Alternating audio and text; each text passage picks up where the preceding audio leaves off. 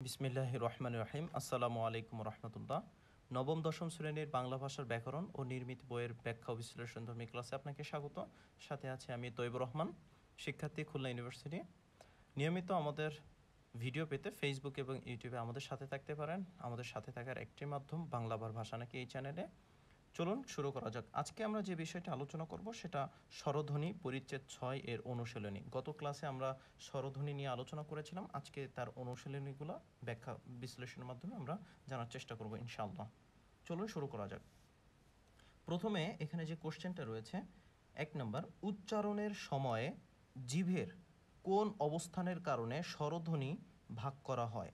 অর্থাৎ আমরা জানি যে উচ্চারণ ভেদে স্বরধ্বনিকে 3 ভাগে ভাগ করা হয়। আপনি প্রশ্নটা আগে আমাদেরকে বুঝতে হবে। অর্থাৎ উচ্চারণ ভেদে স্বরধ্বনিকে 3 ভাগে ভাগ করা যায়। সেই 3টা কি কি? এটা হচ্ছে জিভের উচ্চতা অনুযায়ী, একটা জিভের অবস্থান অনুযায়ী, আর একটা হচ্ছে ঠোঁটের উন্মুক্তি অনুযায়ী।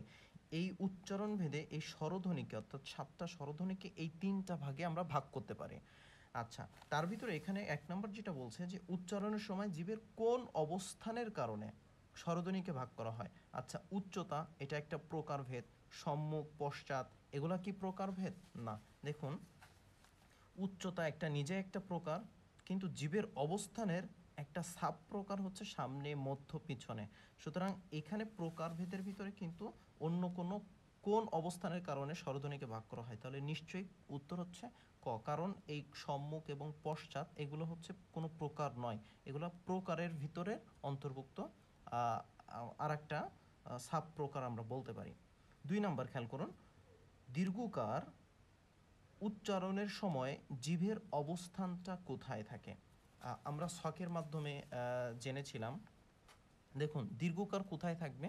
এই যে উকার, এই রস্যুকারের পরে কিন্তু দীর্ঘকারের অবস্থান। সুতরাং দীর্ঘকারের অবস্থানটা কোথায়? এখানে কোশ্চেন করা হয়েছে যে জীবের অবস্থান অনুযায়ী দীর্ঘকারের অবস্থানটা কোথায়। তা জীবের অবস্থানটা কোথায়? এই সামনে থেকে পিছন পর্যন্ত। তাহলে খেয়াল করুন, এখানে যদি অ, ও, উ যখন আমরা উচ্চারণ করি আমাদের সংবৃত হচ্ছে, তার মানে এটা হচ্ছে পিছন সারি। জীবের অবস্থান অনুযায়ী দীর্ঘকারটা কোথায় পড়ছে? পিছনে পড়ছে। তার মানে আমার প্রশ্ন যেভাবে করছে যে জীবের অবস্থান অনুযায়ী কোথায়, এটা হচ্ছে পিছনে। আর জীবের উচ্চতা অনুযায়ী এটা হচ্ছে উচ্চ পিছন, আমরা এটা বলতে পারি, কারণ জীবের উচ্চতা। আর যদি ঠোঁটের উন্মুক্ত অনুযায়ী বলা হয়, তার মানে এটা হচ্ছে দীর্ঘকার সংবৃত অনুযায়ী পড়ছে। মূল কথা হচ্ছে এই যে স্বরধ্বনি 7টা রয়েছে, এই স্বরধ্বনি 7টাকে আমরা জীবের উচ্চতা অনুযায়ীও ভাগ করতে পারি, এই 7টা স্বরধ্বনিকে আমরা জীবের অবস্থান অনুযায়ী ভাগ করতে পারি, এই 7টা স্বরধ্বনিকে আমরা ঠোঁটের উন্মুক্তি দিয়েও ভাগ করতে পারি। 3 নম্বর প্রশ্ন খেয়াল করুন, তাহলে 2 নম্বরের উত্তর হচ্ছে উচ্চ পশ্চাৎ। পশ্চাৎ মানে হচ্ছে পিছন। আ উচ্চারণের সময় ঠোঁটের উন্মুক্তি কেমন হবে? আমরা আবার একটু ছকে আসি। আ উচ্চারণের সময় দেখুন, আ উচ্চারণের সময় আমরা যখন আ উচ্চারণ করি, এই আ উচ্চারণের সময় আমাদের ঠোঁটের উন্মুক্তিটা কেমন? অর্থাৎ আ যখন উচ্চারণ করি তখন ঠোঁটটা কতটা উন্মুক্ত হয়ে যায়, কতটা গোলাকৃতি হয়ে যায়, সেটাই বলছে। তা ঠোঁটের আয়ের অবস্থানটা কোথায়? আয়ের অবস্থান হচ্ছে বিবৃত, কারণ আ যখন আমরা উচ্চারণ করি তখন সেটা কিন্তু অত্যাধিক বিবৃত হয়, অর্থাৎ আমাদের মুখের খোলা অংশটা কিন্তু অনেক বড় থাকে। তাহলে যদি কোশ্চেন করা হয় যে আ এর জীবের অবস্থান অনুযায়ী আয়ের অবস্থানটা কোথায়? আর অবস্থান কিন্তু মধ্যভাগে। আচ্ছা, যদি কোশ্চেন করা হয় জীবের উচ্চতা অনুযায়ী আ স্বরধ্বনির অবস্থানটা কোথায়? তখন হচ্ছে এটা নিম্ন। আর ঠোঁটের উন্মুক্ত অনুযায়ী আর অবস্থান হচ্ছে বিবৃত। 4 নম্বর প্রশ্ন, জিভের সম্মুখ বা পশ্চাৎ, অর্থাৎ জিভের সামনে অথবা পিছনে অবস্থান অনুযায়ী একটা স্বরধ্বনিকে অর্থাৎ অনুযায়ী স্বরধ্বনি কত প্রকার? স্বরধ্বনি হচ্ছে 3 প্রকার। খেয়াল করুন, জিভের অবস্থানের সামনে এবং পিছনে, সামনে কয়টা রয়েছে? রস্বই, এ এবং এ। পিছনে কয়টা রয়েছে? রস্যু, ও এবং অ। এই যে তিনটা করে রয়েছে, অর্থাৎ জীবের অবস্থান অনুযায়ী সামনে কয়টা রয়েছে? 3টা, পিছনে পশ্চাৎ পিছন মানে হচ্ছে 3টা। তাহলে উত্তর হবে হচ্ছে জীবের সম্মুখ বা পশ্চাৎ অবস্থান অনুযায়ী আমাদের স্বরধ্বনি কত প্রকার? স্বরধ্বনি হচ্ছে 3 প্রকার। 5 নম্বর হচ্ছে বাংলা স্বরবর্ণের উপরে চন্দ্রবিন্দু ব্যবহার করা হয় কি বোঝাতে? আমরা আমরা বলেছিলাম যে অনুনাসিকতা বলতেই বোঝায় ওর উপরে চন্দ্রবিন্দু থাকবে, অর্থাৎ যে কোনো স্বরবর্ণের উপরে যখনই আমরা চন্দ্রবিন্দু দেখব তখনই বুঝবো যে এটা হচ্ছে অনুনাসিক। আর অনুনাসিকতা বোঝায় কখন? যখন আমাদের ফুসফুস থেকে বায়ুটা মুখ এবং নাক দিয়ে উভয় সাইড দিয়ে যখন বের হয় তখনই সেটা অনুনাসিক ধ্বনি তৈরি হয়। 6 নাম্বার কি? যে সকল স্বরধ্বনি পুরোপুরি উচ্চারিত হয় না তাদের কি বলে? তাদেরকে বলা হয় অর্ধস্বর। আচ্ছা, অর্ধস্বর কি? অর্ধস্বর হচ্ছে 4টা, আমরা জানি অর্ধস্বর হচ্ছে 4টা। সেগুলো কি কি? আমরা অর্ধস্বর, হ্রস্বস্বর, অর্ধস্বর এবং পূর্ণস্বর, অর্থাৎ স্বরবর্ণকে 3টা ভাগে আমরা ভাগ করেছিলাম। তার ভিতরে একটা হচ্ছে অর্ধস্বর।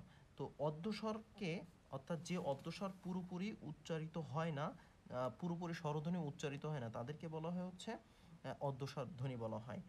পূর্ণ স্বরধ্বনি ও অর্ধ স্বরধ্বনি একত্রে মিলে কি তৈরি করে? একত্রে মিলে হচ্ছে দ্বিস্বর ধ্বনি তৈরি করে। দেখুন, আমরা আমাদের বইতে কিন্তু পূর্ণ স্বরধ্বনি ও অর্ধ স্বরধ্বনি ছিল না, অর্থাৎ এখানে কিন্তু অর্ধ স্বরধ্বনি ছিল কিন্তু পূর্ণ স্বরধ্বনি ছিল না। এখানে কিন্তু অর্ধ স্বরধ্বনি আছে কিন্তু পূর্ণ স্বরধ্বনি নাই। সুতরাং পূর্ণ স্বরধ্বনির ক্লাস কিভাবে আমরা নিয়ে এসেছি, কিভাবে ব্যাখ্যা বিশ্লেষণ করছি, এইটা জানতে হলে কিন্তু আপনাকে স্বরধ্বনির ক্লাসটা আমাদের করতে হবে। তো দেখুন, এখানে অর্ধ স্বরধ্বনি প্লাস পূর্ণ স্বরধ্বনি মিলেই কিন্তু কি তৈরি করে? দ্বিস্বর তৈরি করে।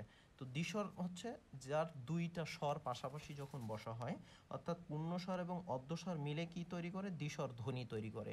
আর দ্বিস্বর বর্ণ কয়টা? দ্বিস্বর বর্ণ বা দ্বিস্বরের প্রতীক কিন্তু দুইটা, একটা হচ্ছে ওই আর একটা হচ্ছে ও। কিন্তু দ্বিস্বর ধ্বনি কয়টা? বা দ্বিস্বর ধ্বনিকে আবার যৌগিক ধ্বনিও বলা হয়, যৌগিক স্বরধ্বনিও বলা হয়। যৌগিক স্বরধ্বনি বা দ্বিস্বর ধ্বনি কিন্তু 25টা। তাহলে দ্বিস্বর মানে কি? দুইটা স্বর যদি পাশাপাশি বসে। আমরা পরের উদাহরণে আসি। লাও শব্দের মধ্যে কোন কোন স্বরধ্বনি আছে? এই লাও একটা দ্বিস্বর ধ্বনি, কারণ এই লাওটাকে আমরা ভাঙলে আমরা কি কি পাই?